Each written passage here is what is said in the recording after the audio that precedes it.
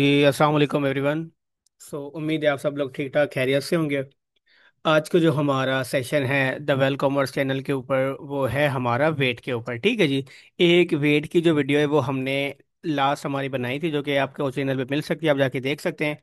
वो थी हमारी कि वेट क्या होता है, और वेट रेजिडेंस के लिए, नॉन रेजिडेंट के लिए, यानी जो जिनके बिजनेसेस यूएई के अंदर हैं उनके लिए वेट की क्या सिनेरियोज हैं, और जिनके बिजनेस इंटरनेशनल है यानी आउटसाइड द यूएई है, वो यूएई के अंदर अगर बिजनेस कर रहे हैं तो उनके लिए वेट के मामलात क्या है।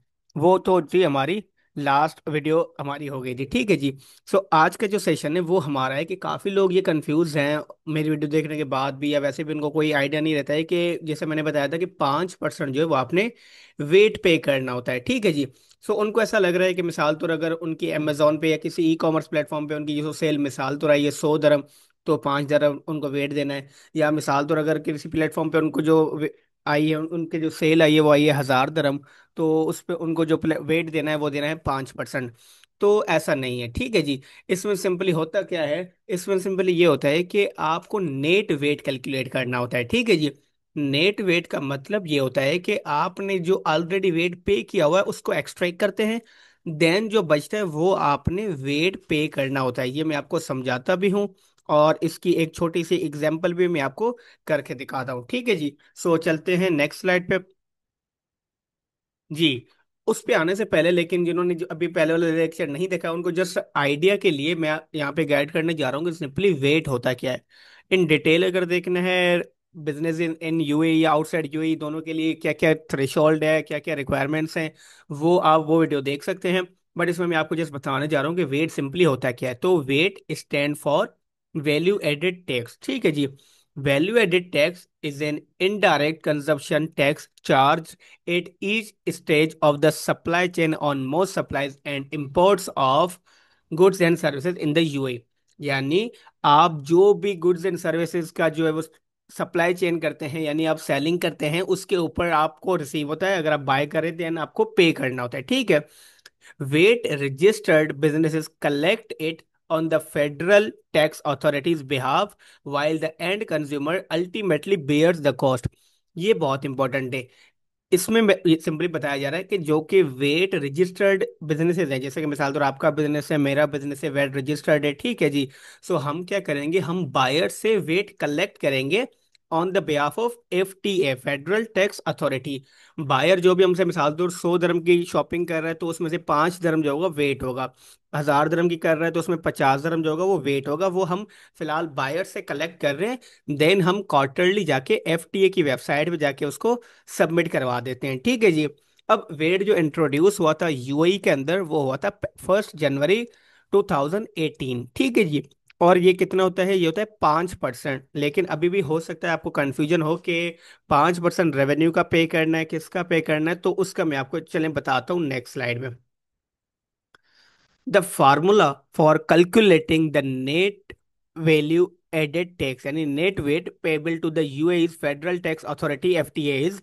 अब जैसे मिसाल तौर मैंने अभी आपको बताया कि अगर 100 दरम की किसी बायर ने सेल हमसे परचेजिंग की है तो क्या उसका 5 दरम हमने जाके एफटीए को सबमिट करवा देना है? तो ऐसा नहीं है। आपने क्या करना है, जैसे मिसाल तौर अगर एक मंथ की आपकी सेल है, अज्यूम करते हैं किसी भी प्लेटफॉर्म के ऊपर 1000 दरम की मिसाल तौर, तो आपने कितना परसेंट वेट सबमिट करवाना है उसका नीचे फार्मूला है। Net VAT payable, net VAT payable यानी आपने कितना वेट पे करना है एफटीए को, वो बराबर है output VAT minus input VAT. ये सिंपल सा शॉर्ट सा फार्मूला है, ये आपने याद रखना है। Net VAT payable is equal to output VAT minus input VAT. तो अब देखते हैं कि आउटपुट वेट क्या होता है, इनपुट वेट क्या होता है।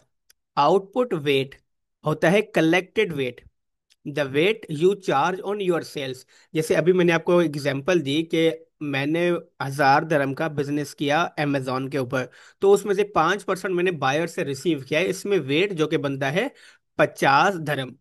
जैसे इससे पहले वाली स्लाइड में मुझे बताया गया था कि आप एफटीए के बिहाफ पे आप वेट कलेक्ट करते हैं। ठीक है। तो आउटपुट वेट वो होता है जो कि मैंने सेलिंग करके अमेजोन पे, चाहे नून पे, शॉपिफाई पे, किसी भी प्लेटफॉर्म पे मैंने सेलिंग करके वहां से रेवेन्यू जनरेट किया, उसमें से 5% मैंने उनसे वेट कलेक्ट किया, तो जितना भी वेट हुआ वो हुआ मेरा आउटपुट वेट। अब आउटपुट वेट में से हम माइनस करेंगे इनपुट वेट को। इनपुट वेट क्या होता है, रिकवरेबल वेट यानी द वेट यू पे on business purchases and expenses. Simply कि इसमें ये होता है कि जाहिर सी बात है, आपने जो 1,000 dirham की सेलिंग की अमेजोन के ऊपर, तो आपने उन गुड्स को, उन प्रोडक्ट्स को जहां से परचेज किया, मिसाल तो आपने लोकल किसी मार्केट से किया, ड्रैगन मॉल से किया या किसी भी शॉप से किया, तो वहां पर आप एज ए बायर बन के गए, तो आपने वहां पर भी तो वेट पे किया हुआ होगा। तो आपने जितना भी वहां पर वेट पे किया है वो माइनस होगा आउटपुट वेट से। यानी जितना आपने अमेजोन पे रिसीव किया है वो माइनस होगा जितना आप ऑलरेडी एज अ बायर, चाहे वो आपने 3PL वाले को दिए हों, चाहे आपने वो शिपिंग वाले को दिए हों, चाहे आपने वो गुड्स परचेजिंग के दौरान दिए हों, किसी भी दौरान दिए, मिसाल और एड्स चलाने के दौरान दिए हों, जो भी आपने दिए हैं वो उसमें से माइनस होंगे। ठीक है, मैं इसका आपको एक शॉर्ट सा एग्जाम्पल आपको प्रैक्टिकली करके दिखाता हूँ ताकि आपको मजीद समझ में आ जाए। अब ये देखें, ये एक शॉर्ट सा चार्ट है जिसमें हम एक एग्जांपल लेते हैं।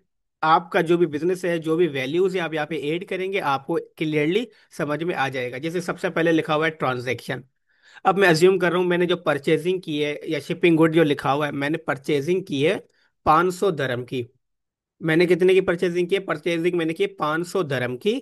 तो इसका मतलब मैंने इस परचेजिंग पे जो वेट पे किया है, वो वेट कितना पे किया है? वो मैंने वेट पे किया है 50 dirham। ठीक है, 5% मैंने वेट पे करना होता है। तो 500 dirham का 5% कितना हुआ? Sorry, 25 dirham। ठीक है, आगे वेट अमाउंट में ये कैलकुलेट भी हुआ हुआ है। 500 dirham की मैंने परचेजिंग की, तो उस 500 dirham में मैंने मतलब उन्हें 5% वेट दिया था, जो कि है मेरा 25 dirham। अब मैंने वेट दिया है तो इसका मतलब ये हुआ इनपुट वेट, जो कि मैंने वेट दिया है आगे। ठीक है, अब 500 dirham का मैंने स्टॉक परचेज किया। तब इसमें मैंने ना सारी चीजें ऐड कर दी जो कि मैंने वहां पे परचेजिंग के दौरान दी, शिपिंग के दौरान दी, जो भी कॉस्ट थी मैंने ऐड करके 500 dirham यहाँ पे लिखा है। और मैंने ये जो 500 dirham मेरे एक प्रोडक्ट के ऊपर लगे, सेलिंग आइटम ऑन अमेजोन, उसको मैंने अमेजोन पे 1,000 dirham का बेचा। ठीक है, अब चाहे हो सकता है कि मैंने 10 यूनिट्स पे खर्च किया हो 50-50, और अमेजोन पे मैंने 100-100 dirham की करके सेल की, तो उसका 1,000 dirham रेवेन्यू आया।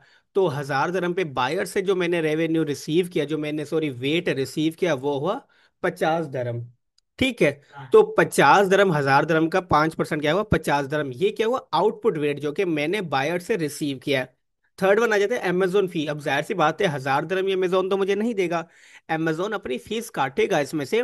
तो वो भी एक्स इंक्लूडिंग जो है वो वेट काटेगा। अमेजोन ने अज्यूम कर रहे हैं कि मेरे 1,000 dirham में से अमेजोन की जो फीस बनती थी वो बनती थी 1,000, जो है वो 200 dirham। तो 1,000 dirham में से 200 dirham मैंने माइनस कर लिया। तो इसका मतलब 200 dirham में मेरा वेट कितना आता था? वो आता था 10 dirham। ये सारे सीक्वेंस मेरे पास आ गए, input VAT, output VAT, input VAT. ये भी जो मैंने अमेजोन को दिया है वेट, वो कितना हुआ? वो भी मेरा 10 dirham हुआ, यानी इनपुट वेट। यानी जितना वेट दिया वो इनपुट वेट, जो मैंने वेट बायर से रिसीव किया वो हुआ आउटपुट वेट। अब ऊपर जो हमने फार्मूला देखा था, net VAT payable is equal to output VAT minus input VAT. तो ऊपर अगर आप देखेंगे तो बीच वाला आउटपुट वेट है, दैट इज 50 dirham। और उसके बाद सबसे ऊपर वाला एंड सबसे नीचे वाला इनपुट वेट है 25 dirham, और 10 dirham, ये हुआ 35 dirham। तो 50 dirham में से 35 dirham हम माइनस कर लेंगे, तो हमें जो नेट वेट पे करना होगा FTA को, वो हमने पे करना होगा 15 dirham। ठीक है जी, ये मैंने हालांकि आपको यहाँ पे कैलकुलेट करके बताया हुआ है ताकि आपके माइंड में रहे। लेकिन जब अगर मिसाल तो आप FTA की वेबसाइट पे प्रैक्टिकली जाके जब वेट आप पे करते हैं, तो क्या होता है वहां पे आप लिखते हैं कि मैंने यहाँ से इतना रेवेन्यू जनरेट किया, यहाँ से इतना रेवेन्यू जनरेट किया, मिसाल के तौर पर आप मैन्युअली जाके लिखते हैं। एंड देन आप बताते हैं कि मेरा यहाँ यहाँ खर्चा हुआ, कि मैंने यानी 3PL वाले को इतने पे किए, कॉस्ट ऑफ गुड्स मैंने इतनी पे की। ये एक एक कॉस्ट भी आप वहां पे जाके मेंशन करते हैं। देन ऑटोमेटिकली FTA की वेबसाइट पे कैलकुलेट होके आ जाता है कि अब नेट वेट आपने कितना पे करना है। ठीक है, आपको इजीली वहां से भी मिल जाएगा। लेकिन अगर आप ये फॉर्मूला यूज करना चाहें, आप इस फार्मूले से अपना एग्जैक्ट वेट जो है वो आपके पास आ जाएगा इजीली। ठीक है जी। सो आज के लिए इतना ही था, कि जिसमें हमने देखा कि नेट वेट जो होता है वो आपने ये नहीं समझना कि बस 5% ही है। नेट वेट में से आपने output VAT minus input VAT वाला फार्मूला लगाना है, जो आपने पे किया है तो वो आपका वहां पे आ जाएगा। ठीक है जी। सो इंशाल्लाह मिलते हैं हमारी नेक्स्ट वीडियो में। बट अभी तक अगर मैं साथ और किसी को ये समझना है कि वेट क्या होता है, या रेजिडेंट्स के लिए, जो जिनके बिजनेस यूएई के अंदर हैं या यूएई से बाहर है, दोनों के लिए क्या सिनेरियोज हैं। क्योंकि काफ़ी ऐसे सेलर्स हैं जो कि पाकिस्तानी कंपनी में यूएई में बिजनेस कर रहे हैं, काफ़ी ऐसे भी सेलर्स हैं जो कि पहले यूएस में कर रहे थे काम, यूके में कर रहे थे एलटीटी के ऊपर, अब वहाँ वाली कंपनी इसको यूएई में लाना चाह रहे हैं। तो उनको यानी कन्फ्यूजन होती है कि वेट के उनके लिए क्या मामला थे, तो वो कंप्लीट उसमें गाइड किया गया है। ठीक है जी। सो इंशाल्लाह मिलते हैं हमारी नेक्स्ट वीडियो में, तब तक के लिए अल्लाह हाफिज़।